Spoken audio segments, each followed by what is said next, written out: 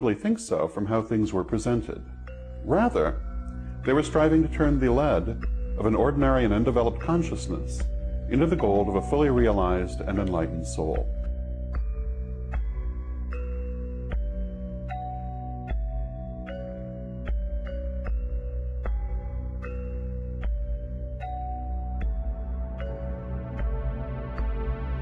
The successful result of the alchemical process was the creation of the Philosopher's Stone. Like a true symbol, the steps can be applied to many things. It is the process, the machine. What you put into it metaphorically will undergo the archetypal steps if carefully attended by the alchemist and culminate in a higher state, the alchemical gold, charcoal into diamond.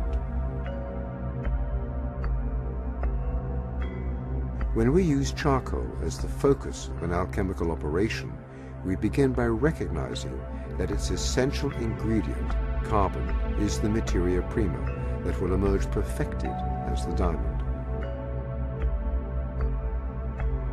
When the charcoal undergoes the cleansing fire and a stress of geological proportions, it is hardened into a perfect, impenetrable diamond. It becomes itself the geometric map of perfect universal order.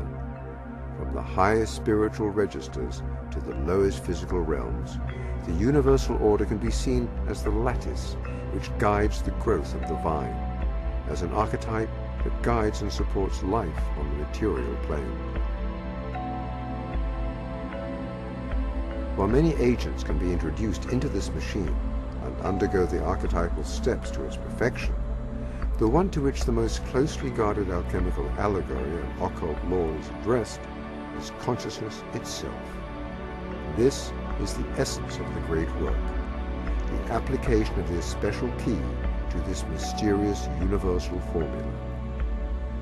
The key directs the alchemical process to the materia prima of our very consciousness, our awareness, ourselves, our mental selves, or spiritual selves.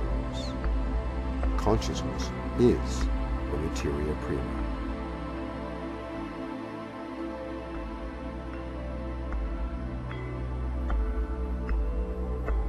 While the value of creating alchemical glass or alchemical gold may seem more obvious, one might ask, what is the benefit of applying the alchemical steps to consciousness?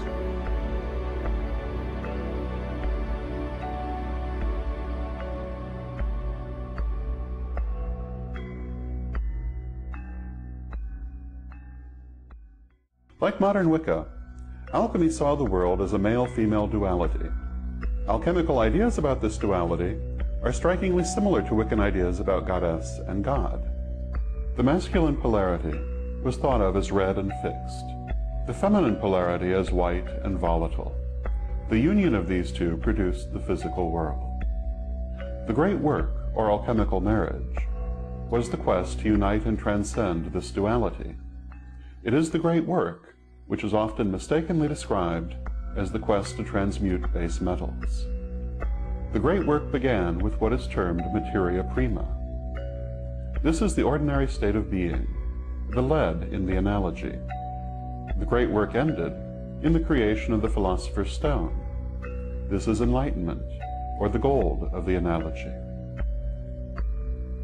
The materia prima was considered to have both a masculine and a feminine aspect, which were in opposition within it, until brought into alignment through the great work, hence the term alchemical marriage. The great work has three main parts: the nigredo, the albedo, and finally the rubedo. These correspond to the sacred colors of the Wiccan goddess: black, white, and red.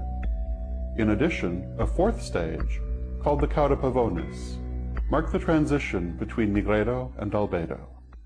Symbolically, the materia prima was placed into an athanor, or alchemical furnace, which subjected it to steady pressure and reduced it to its constituent parts.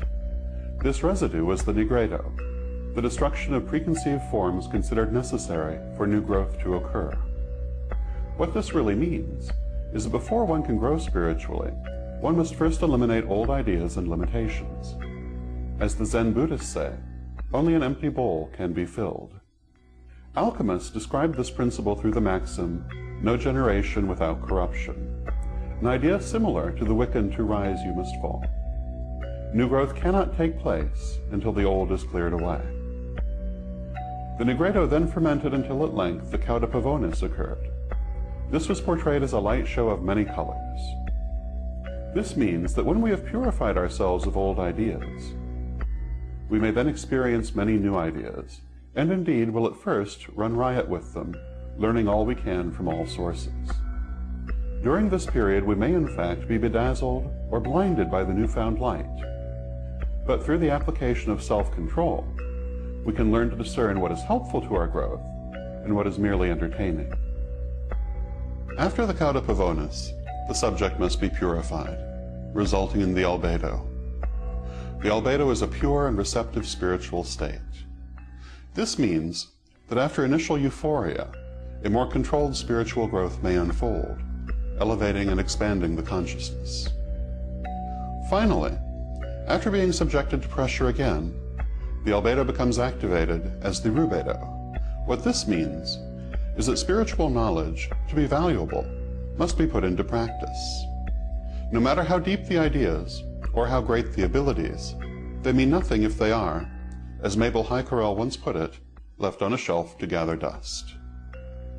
Thus old ideas must first be transcended, then controlled spiritual growth